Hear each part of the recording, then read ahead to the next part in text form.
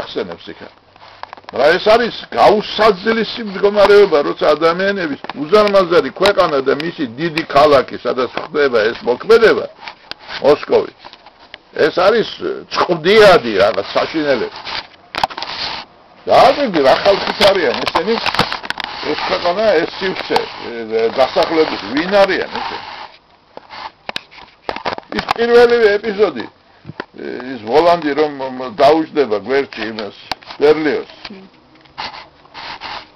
ჯერ არავინ არ იცით, ხსებით რომ ეს რაღაც ისეთი ძალაა. და სხვადასხვა ეს ეშმაკები ისე კი არ არიან დახატული რაღაც, აი გული აგვერიოს ყველაფერი, იმას თავისი ხიბლიც აქვს სხვადასხვა. მოდიან და ისინი ნახულებენ თავის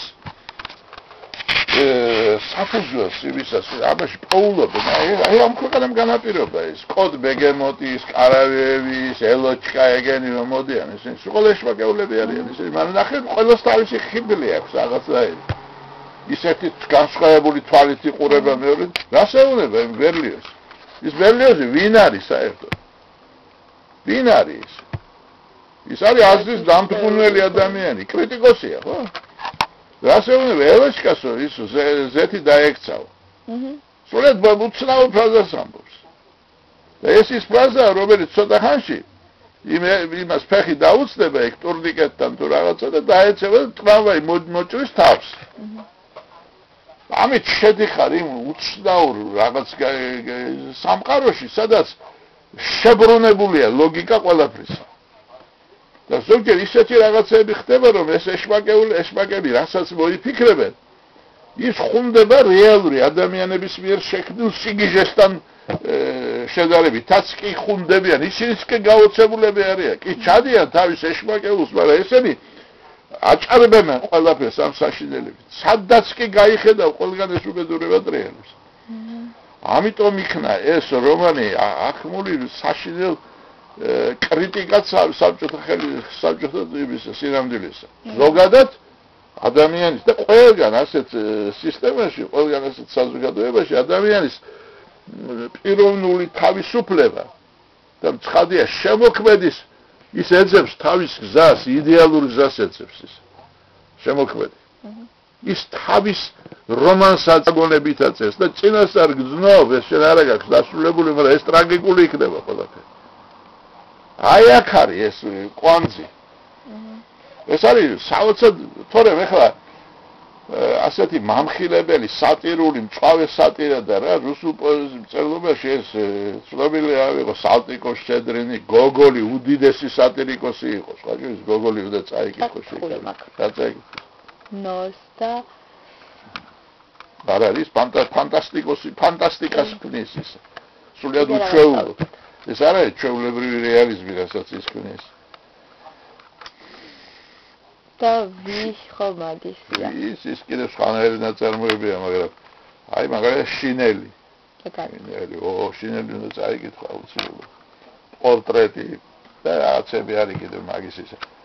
გოგოლის სხვადასხვა ძალიან დიდი ის იგრძნობა მან. ესეთი დიდი გამოცდილება, გოგოლის შეეული გამოცდილება იგრძნობა მაგ რომანში. და აი ეს უმკვეთრესი კრიტიკა არის, დიდი და მაგრამ როგორია იცი, ვერ იტყვი რომ ეს არის საბჭოთა ხელისუფლების კრიტიკა. ეს სინამდვილე არის უკიდურესი დრო და ჟამი და სივრცე ქალს ადამიანი ითრგუნება და მithumetes თავისუფალი ადამიანი. იქ ივან ბეზდომნი რომ არის გამოყვანილი ის შეშლილი ისა. ისა საინტერესო ტიპია ის. ეს ძალიან კაი ვიღაც. აი ამოვარდნილია, ყველაფრისგან ამოვარდნილია ის. და ასე რომ ესენი ვინ არიან ეს სრულიად გაუგებარი ხალხია რა. თითქოს თავისი ლოგიკით რომ ცხოვრობენ, თითქოს რაღაცას აკეთებენ და ამ დროს ეს ყველაფერი ქმნის არაჩვეულებრივ იმას სინამდვილეს, რომელშიც ესენი აი ეს ბნელი ძალები სიმპათიურად გამოიყურებიან ხშირად და საინტერესოდ. ზოგჯერ გიჩნდება რაღაც მცირეოდენი სიმპათია მათ მიმართ. იქ ერთი ადგილია მე იმ ვარაბიევის გორიზე იქ ეგრე რომ შეიკრიბებიან და ზემოდან რომ დასცქერიან, ჭმონ ვარ ესახი დასცქერიან, ჯერ შენ არა გაქვს ეგ დანახი. ამ ქალაქს გაგაჟრიალებს ტანში რა. ისინიც კი შეძრა ამან. ისინი ამისთვის არიან, რა აქვს მაგას სამძღარებული შესავლად. ეპიგრაფს არ დააკვირდი? პირდაპირ დავიწყე.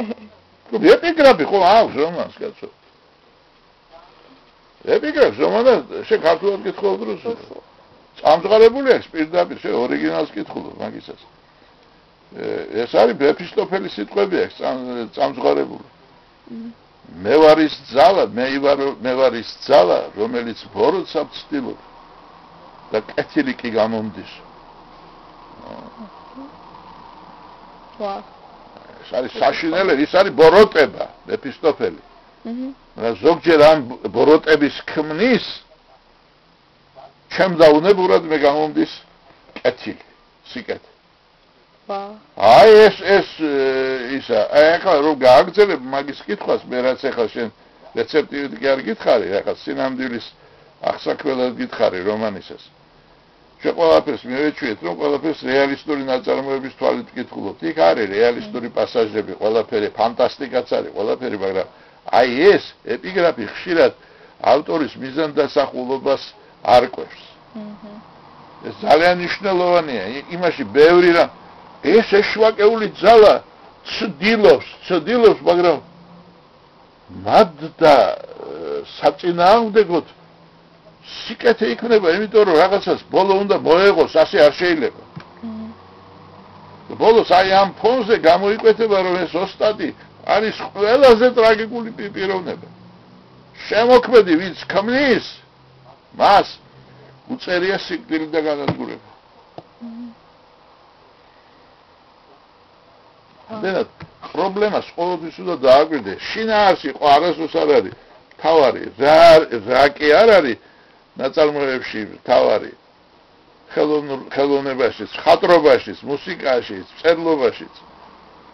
რა კითხვა კი არ არის თავარი, როგორ არის თავარი ყოველთვის. რა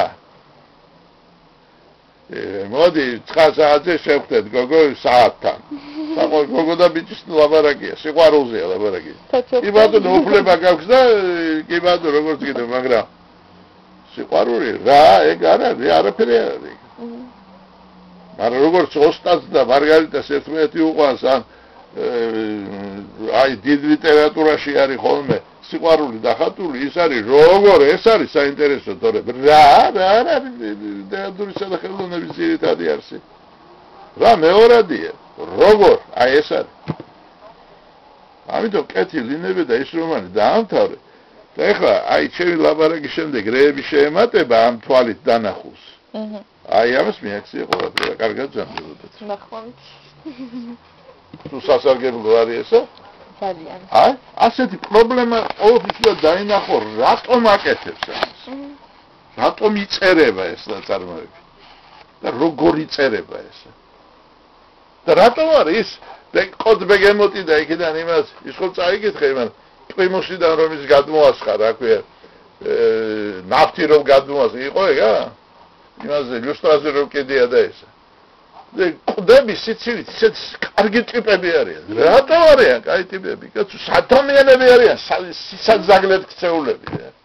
და აი ამაში არის ერთი მანათობელი ის რა ქვია, სანთელივით არის ეს კაცი. და რომელიც ამ რომანს წერს, აი ეშვაზე რომანს წერს ხელახლა წერს. აი ამ სისაძაგლეში და ამ უბედურებაში 1000 ის ქმნის ამას ხელახლა. ხელახლა უნდა დაინახოს. და იმ სამყაროს ის უნდა იქითკენ ის წერათვის, ის შესამეცლებლად. და ამ დროს ნახე რა არის გაჩვენე. რას აშავებს, ვის რას უშავებს. გარდა იმისა, რომ წერალია და ხელოვანია და სული აქვს მას. აი ამას არ პატიოდე. და ეს ფონი ერთია, ის ბერლიოზი და ის კრიტიკული აზრი, ისინი ადამიანებს არ აცოცხლებენ, აზრს არ აცოცხლებენ. ამდენად მას თავი რომ მოკვეთა იმ ანუშკამ ტრამვაიმ, იმსახურებს დიდ სიბრაულს. არანაირ შებრალს არ იმსახურებს, რომ კაც თავი მოკვეთა. და ვინ არის ბერლიოზი? სულის ხუთავი და ადამიანებს გასაკამს რომ არ აძლევს. ადამიანს არ შეუძლია თავის სიტყვა თქვას, აზრი თქვას, იქვე დათრგუნავენ. და ეს ეშმაკები ზოგჯერ მოდიან იმისათვის, რომ იქნებ რაღაც შვება მისცენ ამათ. უნდათ ბოროტების ხანა და აკეთებენ მათ დაუნებურად სიკეთეს. ეს ძალიან სხვანაირი რამ არის. ამიტომ ეს არის ძალიან მრავალშრიანი რომანი. და ამას ყველაფერს თავთავისი ადგილის დალაგება უნდა. ბოლომდე წაიკითხა ძალიან ისე და მე რომ დაასრულებ ავაგრძელოთ. ბაშენიც